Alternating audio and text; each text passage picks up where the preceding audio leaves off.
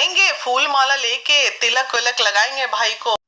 जैसा कि आप सभी जानते हैं कि मनीष कश्यप जो कि सच तनुज का पत्रकार है, उनको तमिलनाडु पुलिस लेकर के गई हुई है, यानी कि कुछ दिन पहले तमिलनाडु पुलिस लेकर के गई थी। लेकिन खबर निकल के आ रही सूत्रों के द्वारा कि बहुत जल्द मनीष कश्यप तमिलनाडु से बिहार आने वाले हैं। तो चलिए क्या है पूरी खबर, सब कुछ आपको बताएंगे। और महिला विकास मंच का मानवी मैम जो है क्या बोल रही है मनीष कश्यप के आने के बाद वो क्या करेंगे, सब कुछ आपको इस वीडियो में क्लियर करने वाला हूँ। तो इस वीडियो में आप अंत तक बने रहिएगा। और मनीष कश्यप की अगर पल पल की खबर जानना चाहते हैं तो चैनल को सब्सक्राइब भी जरूर कर लीजिएगा। उससे पहले मैं आपको बता दूं कि मनीष कश्यप के ऊपर, जो कि संस्था के पत्रकार मनीष कश्यप है, उनके ऊपर एफआईआर दर्ज हो चुका है तमिलनाडु मामले को लेकर के।